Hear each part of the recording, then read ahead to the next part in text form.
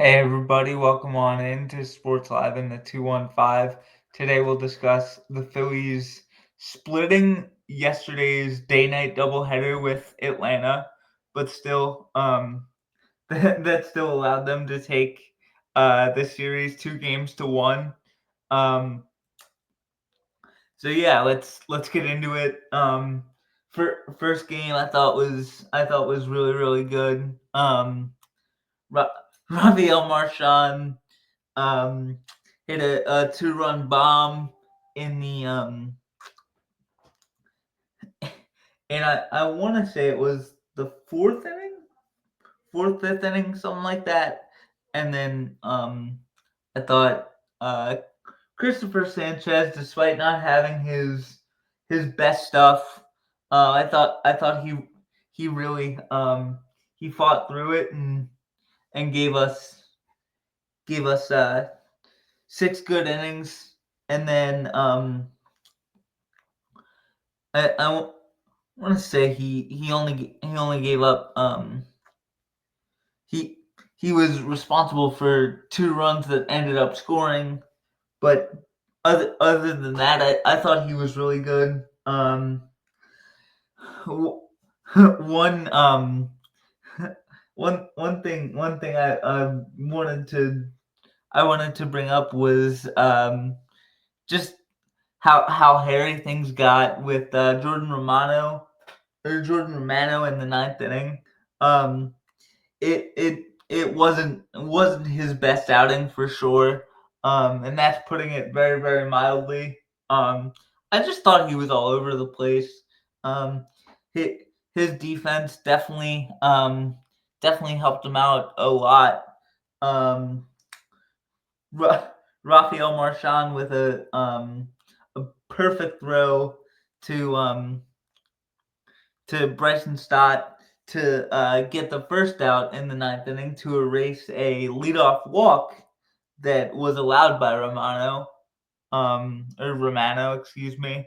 Um, yeah, and then later in the inning, um,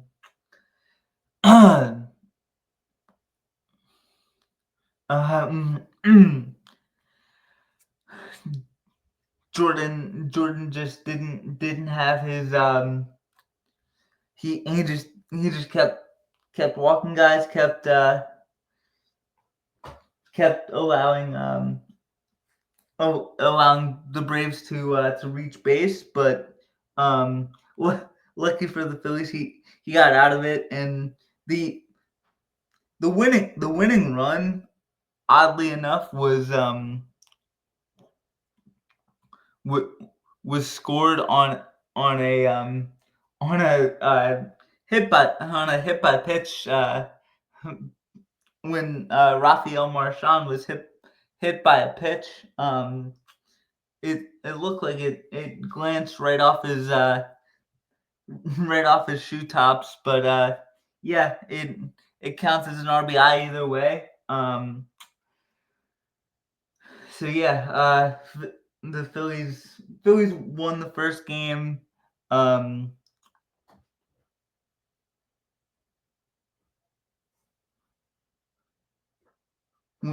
they won the first game. I want to say um it was 5-4. My fault. I almost said it was 4-3, but yeah, it was a good solid win. The pitching was obviously it was not our best at certain points. Yeah, you'll you'll definitely take a series win and a win in the first game of a big day night doubleheader against a division rival. Um,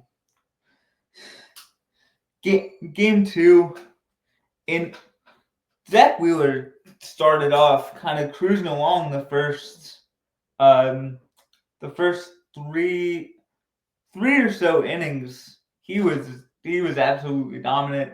He didn't allow a hit until the fourth inning, and then the floodgates kind of opened for the Braves. and Austin Riley just hit an absolute nuke to make it 4-0. He for and from there the Phillies the the Phillies couldn't exactly make up the ground, unfortunately. And yeah, the, after they were in the 4-0 hole, the Phillies offense just was flat for essentially like the whole second game. I don't know what was. Well, obviously I know what was going on with them. Chris Sale was just absolutely masterful, um, and like that's what happens with ace pitchers a lot of times. If you don't get to them early or early on in the game, they're gonna just absolutely torch you, and that's what Chris Sale did, and um, yeah, the Phillies couldn't exactly um, make up the ground once, or make up ground once they fell behind again. And against a pitcher like Chris Sale, you can't afford to fall behind early, because if you do, it's a tough it's certainly tough sledding, and Chris Sale proved that theory last night. Um, I I thought I I just I just thought, as far as Zach Wheeler's performance, it wasn't um it obviously wasn't his it wasn't obviously a good performance by any stretch. I mean, um his last like 2 or 3 starts, he's been absolutely dialed in, dominant. The Zach Wheeler that Phillies fans know and love, and I just think he was due for a stinker, and this offense. I mean, you want to talk about a stinker of a game.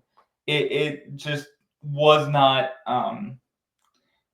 very good, and that it was absolutely dreadful. It was horrible. It was awful. Any bad adjective you can use to describe their performance in the nightcap of the doubleheader, that's what it was. It was just, oh my gosh, it was such an awful performance. Um, yeah.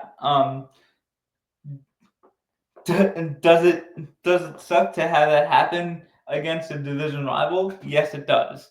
Um, but do I think it's indicative of this team's performance as a whole? No, I do not.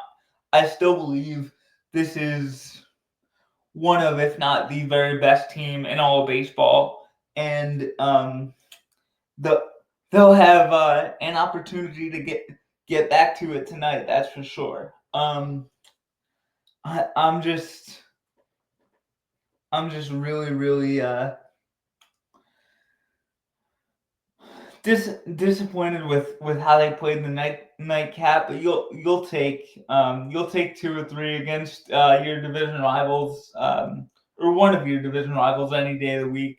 Um, and the Braves are a good squad. Um, I know they haven't shown it at points this season, but I I I still believe they'll be in the thick of the race. Um, they'll be in the thick of the race sooner rather than later. I mean, they're they're not they're not like below 500 ball club.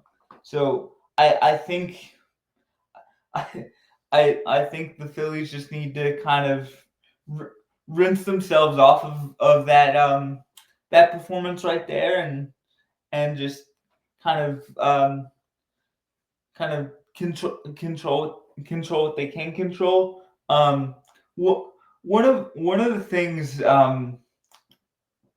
things I wanted to mention was the fact that obviously there wasn't any retaliation for what happened to Bryce Harper in the first game of this series um, a few days ago now, um, and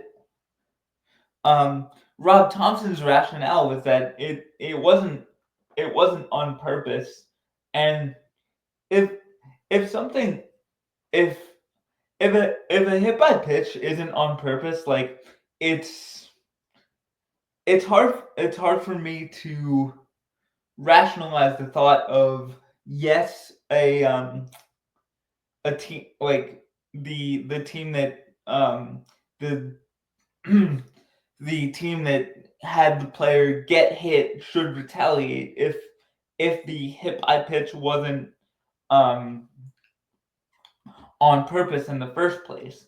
I just think that I I just I just don't think um I don't always think retaliation is necessarily the way to go. At some points it is, honestly. But in that situation, like you know how you retaliate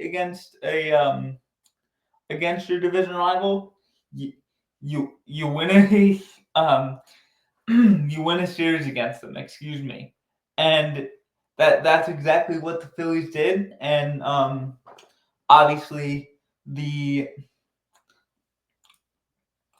the second game that leaves a bad taste in the mouth for sure. That leaves a lot to be desired, but I do think the Phillies will bounce back tonight against against a pretty good Milwaukee team.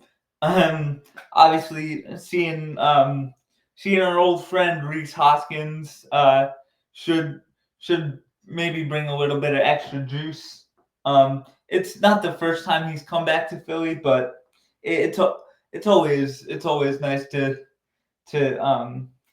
see a former Philly, and especially one that was a part of was a part of so many great moments, especially in the 2022 season. I mean, the bat spike will just be etched in my brain forever. So I I'm really looking forward to this matchup with the Brew Crew, and obviously you take 2 or 3 from a team like the Braves, you're feeling pretty good about yourself, and yeah, um, obviously the Phillies just need to dust themselves off from the nightcap last night, and yeah, they just need to kind of take out whatever emotions they're feeling on the Brewers, and um, let's see what happens. It should be an incredibly fun series. Um, I personally can't wait for it. Um, Thank you guys for listening to this, and as always, go Phils.